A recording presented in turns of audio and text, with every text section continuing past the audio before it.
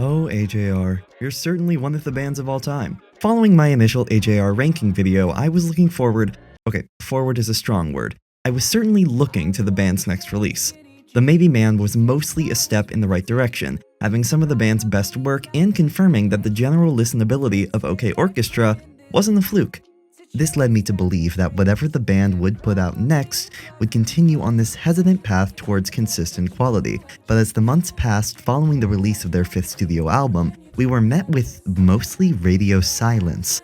The band was still touring. In fact, I went to see one of their shows, so there wasn't nothing coming from the band. But in terms of new music, there was an ominous void where teasers and snippets would be. The general release cycle for AJR is an album every 2 years with a tour or two in between. That's how it's been since Living Room, released in 2015, followed by The Click in 2017, Neo Theater in 2019, OK Orchestra in 2021, and most recently, The Maybe Man in 2023. This has a slight exception in their 2016 release of the What Everyone's Thinking EP. However, this was mainly for building hype for their second studio album, which would release with its songs. Interestingly enough, the EP gave the band one of their biggest hits to date, Weak. This would go on to be their most recognizable song to the general public, with its only competition being World's Smallest Violin on the internet front. But all in all, this EP seemed to be a fantastic move for the band, giving fans a taste of what their new sound would be following the middling response to Living Room, while also being a major hit commercially. The EP even sparked their first major tour in 3 years. The band followed this flow of success all the way to the Maybe Man, which leads us to now. Between every release, the band puts out teasers and singles for their upcoming albums, primarily being hinted at on TikTok and YouTube Shorts via small instrumental snippets or even parts of the lyrics. Perhaps you remember the rollout of Bang back in 2020, or the seemingly endless flow of hints for The DJ Is Crying for Help in 2022. But after the release of the Maybe Man, this suddenly came to a halt. The first signs of life from the band musically came in February of 2025, over a year after their last album. This is in comparison to I Won't, which had snippets releasing in April of 2022 following the 2021 release of OK Orchestra. The snippet featured Ryan playing an acoustic song which fans dubbed I'm Sorry You Went Crazy based on the chorus they were given. This started speculation about the next album's tone, since based on the last 4 releases, the new album should be coming out that year. So the fact that the very first snippet was coming out 2 months into the release year was unnerving for some. This was followed by more proper hints for another full song, with production, a few months later in May. In his initial teaser, Jack reveals that the band planned on taking a break to work on other things, but got hit with so much inspiration in the last few months. This got fans even more hyped for the new song, and shortly afterwards, it was revealed to be called Betty. At its release, Betty gave fans a sound reminiscent of the Maybe Man, if a little more focused on acoustic instrumentals, even featuring a piano solo that could easily be identified as something from the group's earlier 2010 work.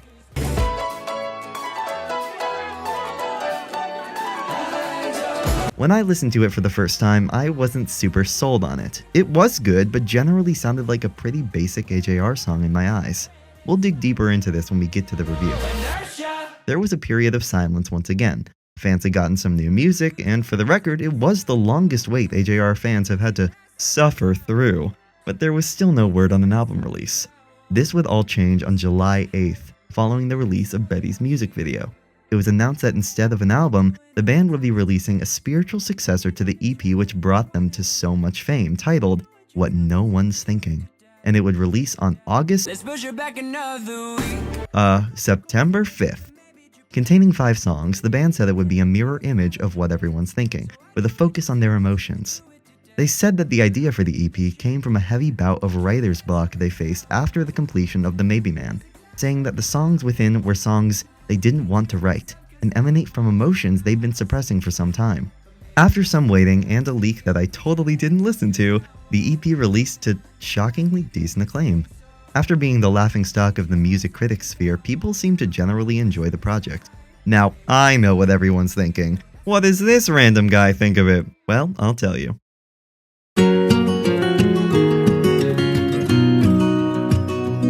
The first song on the EP is The Plane That Never Lands, the song Jack said was his favorite from before the release.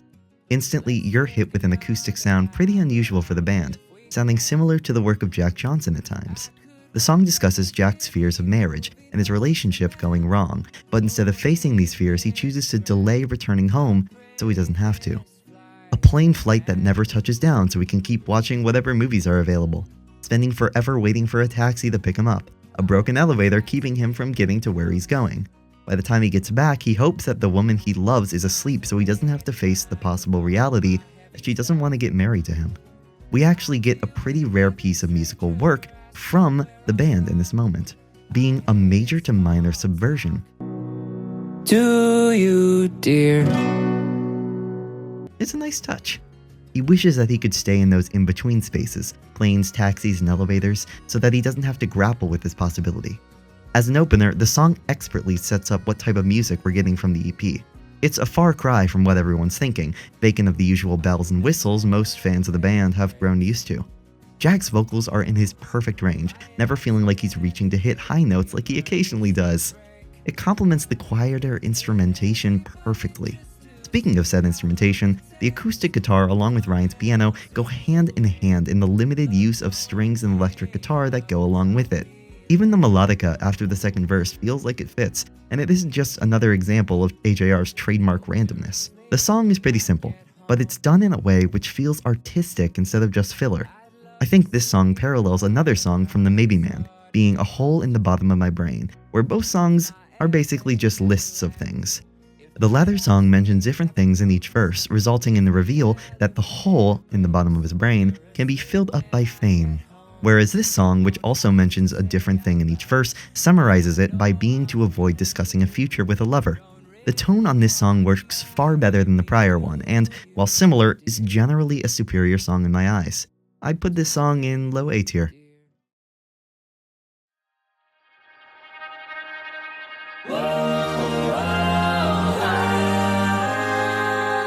A dog song takes quite a risk in the storytelling department, being from the perspective of Ryan's dog Ollie.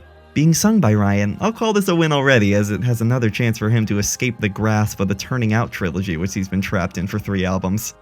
Before the album was released, Ryan mentioned how difficult it was to write this song without it sounding corny. I appreciate he realized that, but if that's true, why is this lyric in here?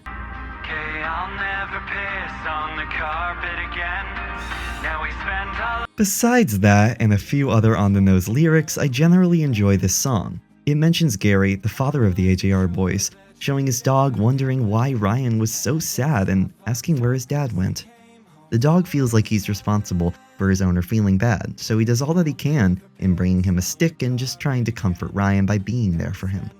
The emotional peak comes just before the final chorus, where Ollie says that he's going to be with Ryan forever. So whatever he's going through, his dog will be with him every step of the way.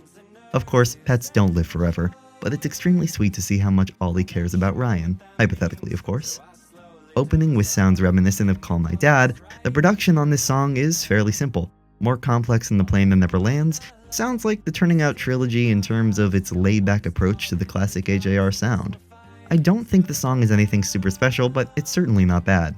It gets a low B tier.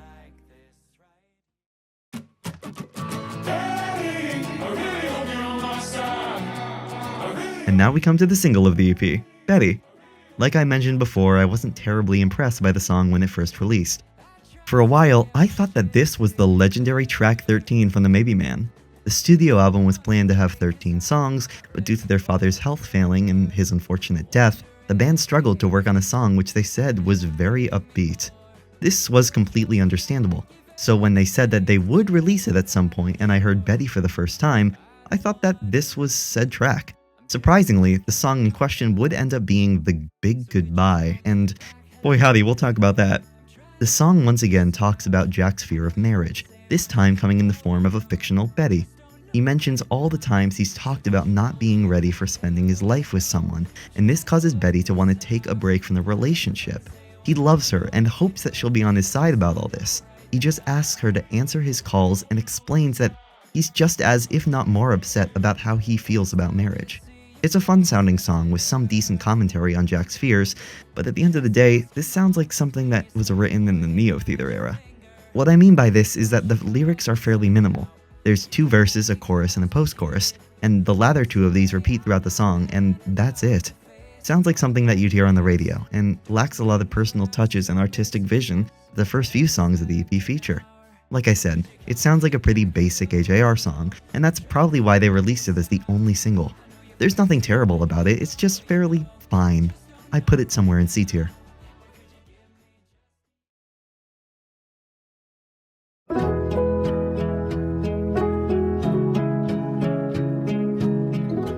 Following this, we finally get the full song from the very first snippet we got for the EP, I'm Sorry You Went Crazy. Pretty funny how the fans actually got the name of this song right. The song is another laid-back acoustic track similar to the opener, and it's another Ryan-led song, making 40% of the EP sung by him, something which hasn't happened since Born and Bred. The name of the song doesn't seem like it's being obscure. It's talking about someone that Ryan knew that actually went crazy, and is now alone in some sort of hospital or home. There's a lot of moments where Ryan's talking to this person in a way reminiscent of how someone would talk to someone with Alzheimer's. He agrees with the person about the nonsense they say, such as calling Ryan and his brothers evil aliens and that they're going to save the world. He talks to them about his birthday and the band playing in Madison Square Garden.